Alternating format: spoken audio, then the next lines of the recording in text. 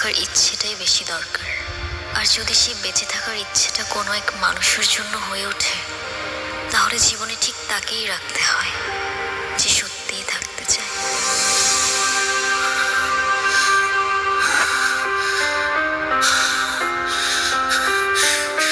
এই, আরে কি করছেন আপনি? মাথা ঠিক আছে আপনার? আরে আজব তো।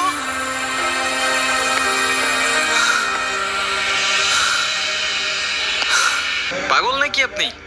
মরতে যাচ্ছিলেন কি জন্য?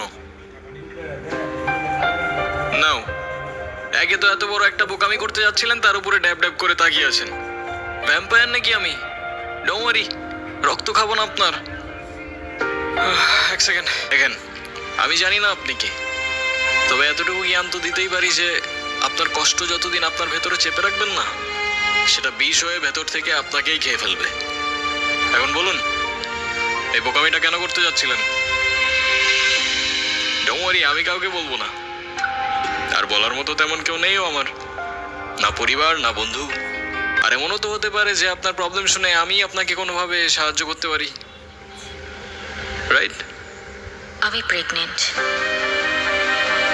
ভালোবেসেছিলাম, বিশ্বাস করেছিলাম, কিন্তু ভাবিনি সে ভালোবাসা এইভাবে শাস্তি হয়ে ফিরে আসবে। আমি তালুকদার পরিবারের মেয়ে। আমাদের পরিবারের সমাজের নিয়ম না মেনে কিছু করে ফেলা মানে সবার কাছে একটা লজ্জা হয়ে যাওয়া। আমার পরিবার, যারা বলে মেয়েরা হচ্ছে ঘরের সম্মান, আর তারা যখন জানবে আমি বিয়ের আগেই, কিচ্ছু বলবে না, শুধু চেয়ে থাকবে। আর ওদের ওই দৃষ্টিতে আমার বুকটা চিরে যাবে। ওরা বলবে না তুই মরে যা, কিন্তু আমি বুঝে যাব আমার মরে যাওয়াই উচিত। ভেবেছিলাম এখান থেকে ঝাঁপ দিলে হয়তো সব ঝামেলা এখানেই থেমে যাবে। না প্রশ্ন, না অপমান, না দোষ, কোনো কিছুরই সম্মুখীন হতে হবে না। ভিতরের চিৎকারটা এখানেই থেমে যাবে।